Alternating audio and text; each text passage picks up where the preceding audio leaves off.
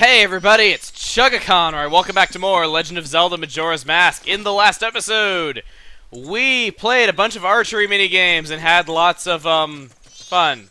In this episode, just before the end of the world is coming, we have a few things that I would like to do. First and foremost, remember how the Elder wanted us to play the Goron races? Well, I think we're gonna start off by doing that. There's a few more things that I would like to, you have to excuse me, I've had a sore throat for the past few days, and today it's feeling better, actually. I feel well enough to record, it's nothing like that, though, but might have a few more voice cracks than usual, though, but that's kind of to be expected, even though I haven't really been feeling sick for the past couple of days, so I feel perfectly fine. I wouldn't record if it wasn't. Okay, so, heading to the mountain village. Let's do... Well, there's how you meet your end as a Goron. Thought I would show, as a Goron, if you use a shield, that looks really amazing. Definitely no Deku Dance. That was one move of the Gorons I never showed up, and I kept getting a bunch of comments saying, like, doesn't the Goron have a shield? Does the Goron have a shield? Huh? You never showed that the Goron had a shield. Does he have a shield? Huh? Okay, it wasn't quite like that, though, but still. The Goron races, technically, they give a reward that has to do with, that smithy over there that I said we were going to be ignoring, though, but I want to at least show the Goron races, just because, you know, it's with the story continuity we're doing right now. What do we got here? Darmy, I've been waiting for you. See, everyone's restless because they want to... Can't wait to enter. You're going to enter, aren't you? Sure, fine. It's free to enter. We need to have magic power. He refills your magic power all the way up to full when you start off, so having the double magic is very helpful for this. Draw distance! If you don't have double magic, this can be really, really tough, and actually it's pretty tough anyway. And slow down, whoa! This is the Nintendo Wii. This is 2.5 times as powerful as the GameCube was. Come on, you're telling me that you can't handle Majora's Mask. No one can handle Majora's Mask. Anyway, Goron races. This game, I hate. It's a really tough game. I have a really tough time with it, and so does everyone else I know. Just like most N64 games, the Gorons have rubber band AI. If you're not familiar with, you know, game programming, that basically means that if you are ahead, they will go faster. If you are behind, they will go slower. So it's kind of the thing that Mario Kart Wii was criticized for. If you hated the AI in Mario Kart Wii, you're gonna hate the AI in this. Lots of games were doing this at the time, kind of like Diddy Kong Racing, though, but let's see if I can just... Whoa, camera! I do not like how the camera does that when you go off of that jump. The thing I hate is that they can collect the friggin' magic pots even though they don't use magic. I don't get why they did that. It's kind of funny, though, because they said that the effect of magic makes spikes pop at you. That means that we are the only Goron that can use magic here, so they put the magic pots there just for us, and yet they can steal them. Doesn't make a lick of sense, and oh my god! I did that in one try! Oh, yeah. Man, I thought I was going to do that a bunch of times. I didn't think I was going to beat that, honestly, though. I was just doing this to show it. Man, I was just doing this to show it. I unintentionally got the reward. Got the reward. Anyway, I was sure you get first place. This is from Daddy. It's the prize. You get a bottle of gold dust. So you get your second empty bottle. Well, not really an empty bottle right now. I want to be just like you, quick. That gold dust is used for, you know, using the smithy, though, but like I said, we're going to be ignoring that, because I unintentionally got the reward. I'm just that damn good. So I guess I will show you an alternate use for the gold dust it's not really well known. I mean, I guess maybe it is between people that are really, really experienced in this game. We go to Clock Town. I'm a flying rock. I'm Aerodactyl! If we head to the Curiosity Shop, there is something special here. Not really something special here, as in nowhere else, though, but, well, actually, yes, that kind of is. Let's equip that. What do we got here? Come in. We gotta look around. Ooh, what do we got here? He's got something for sale. Tonight's bargain is the all-night mask for recent bedtime. He did not have this any other time we came here, though, so night of the third day has... Forgot where this is made, but it sure is a freaky mask. See? I see it. The eyes! We try to put it on. You can try to fall asleep, but you won't be able to. Pretty creepy, huh? So the thing's got a use. Let's check it. 500 rupees, man. We can't even carry that much. Maybe we should come back if we ever have enough money to... If we can ever carry that much money. Let's see. I don't want to hear this again. Okay. So the man from the Curiosity Shop is actually a Bomber's Notebook person. I don't know why we'd ever want to help out this creep, though. Can I sell a C item, please? No, no, no, no, no, no, no, no, no, no, no, no, no. I want to sell a C item. N64 menus. Sell a C item. Alright. Let's go ahead and pause. Actually, I wouldn't need to pause. Let's pull out the gold dust. Look at how much money this nets us. 200 rupees. I'd better go deposit my 100 right now and come back and sell this, okay? Alright, so we can get the maximum amount of money that we can carry for this gold dust. We get a huge rupee. First time we've seen that. 200. I think I actually made a mistake and called it, said the huge rupee gave you 50 in the second episode or so. There's actually two kinds of huge rupees, like I said. There is a purple huge rupee and a gold huge rupee. Not a purple one, a pink one, excuse me. The pink huge rupee is worth 50. This is worth 200. That's kind of clarification on that. But yeah, we have maximum money now. So you know what we're going to do? We're going to go deposit money again. Should show this. If you pass 200 rupees again, even though you've reset time and already have the adult wallet in your possession, he will give you, or she will give you, or it will give you, or banker will give you, or man will give you, or lady will give you, or person will give you, or thing will give you 5 rupees. That's what I call interest. Not very interesting. Anyway, now that we're done with that, not really much else left to do. So I think from here on out, we should probably just explore Termina Field a bit. There's some pits and stuff here and there that we can explore throughout all Termina Field. Zelda's kind of known for having pits like this. If you check here, there's gossip stones. Let's check this. It's like my heart is being peered into. That's a disturbing eye. It's not really too obvious what you gotta do in these areas, but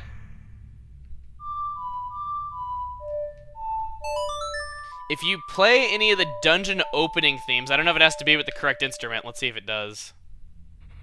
I think it actually does. So, you know what? We're going to turn into a Deku here. We're going to actually give the Deku form a little bit of use.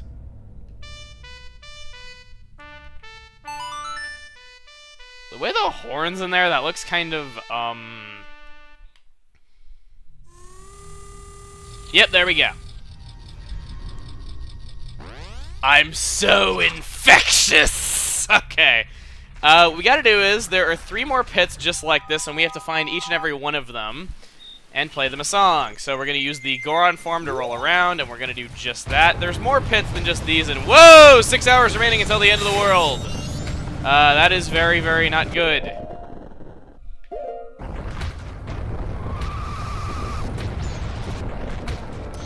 Second pit's over here by Snowhead. Sorry about that, I paused really quick because I panicked.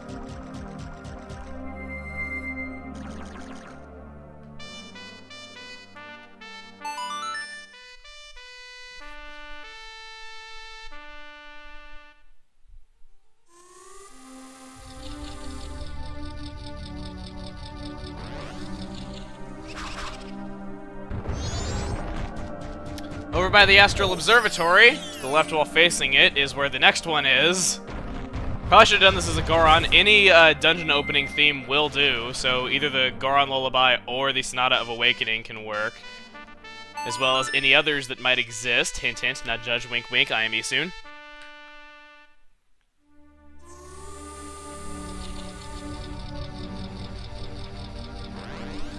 Look at those bugs reproducing! They're like leaving trails behind them. It's like an old Windows screensaver.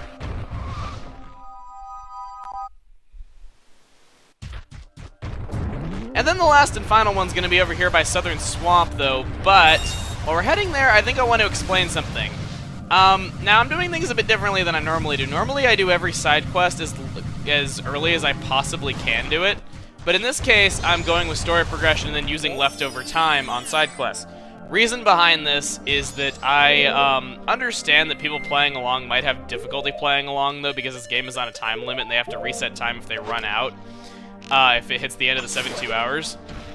Reason for my doing this is that, simply put, I want to make it easy to follow along, though, so that way you can do the same story progression that I'm doing and still have a lot of time left over at the end, and then I'll just do the optional stuff that takes a lot of time at the end. So that way, if you're playing along, you won't do all this, you know, time-consuming optional stuff and basically be stuck. you know, not knowing what to do with it because you ran out of time. And that thing looks like a cartoony toes thing. It looks like a foot sticking in the sand. Seriously, we get a piece of heart for playing for all 4 of them. That's pretty nice. And bomb? Okay, I'll take it. Alright, so we're gonna head over here. And when we're down to our last 5 hours before the end of the world, there's a few things that I want to show. Over here by the Romani Ranch, there is a bird here. This bird will steal items from you, which will turn up in the Curiosity Shop. You either have to buy them back at the Curiosity Shop or reset time if you want them back. Simple as that. So that's really all there is to that. And okay, for a second there, I thought that was going to be a death trap. Over here, you might see that there's a fence here. No matter what we do, that is if we don't use glitches, we cannot get over this fence. We do not have an item for doing that, though, so we'll have to come back sometime in the future when we do have an item that can do that. So that's definitely important to note. If we ever get something that can take us over fences, we should definitely come back there because that's important. Over here, this area appears to be open, but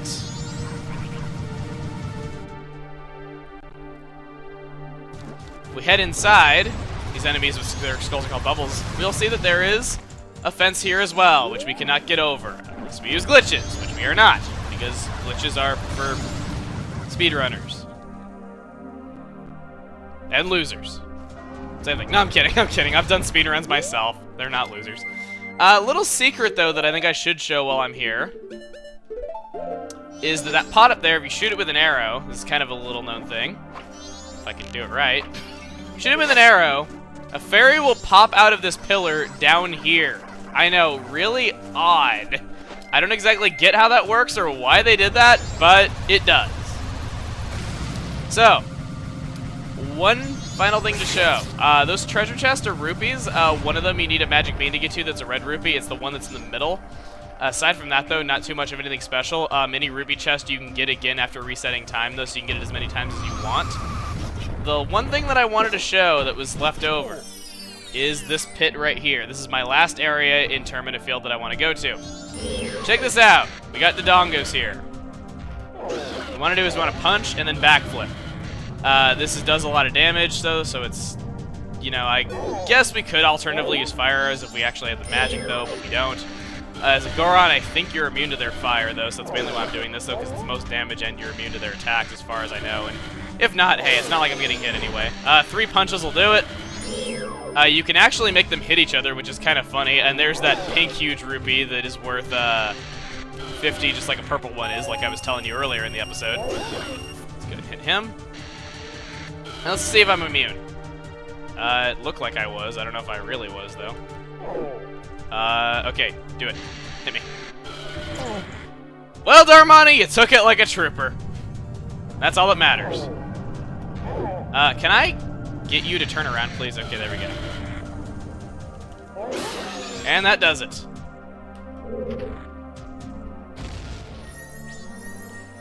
We're killing them. We turn around with our feet very belated.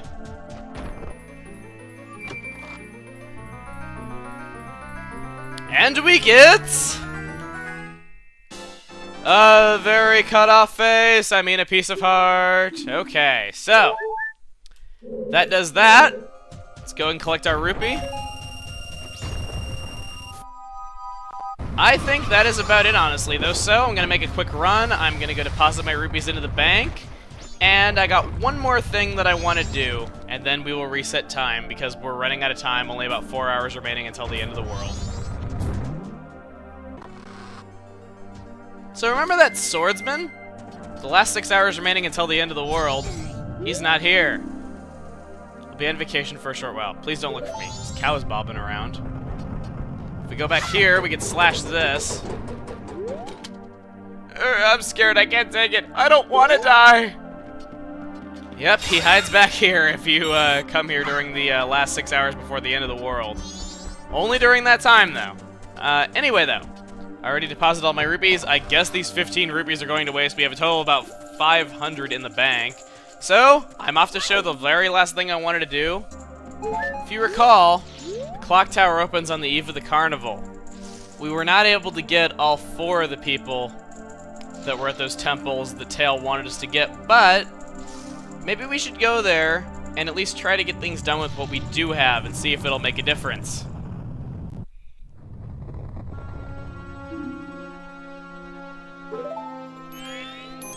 Sis! Tail, get away from the Skull Kid! You'll be hit! We already know what's going to happen. Swamp, mountain, ocean, canyon, hurry, the 4 who are there, bring them here. Don't speak out of line, stupid fairy! I've had enough. You hit my brother over and over. I'll never forgive you! Well, whatever. Even if they were to come now, they wouldn't be able to handle me. Hee hee! Just look above you. If it's something that can be stopped, then just try to stop it. Same thing that happened before.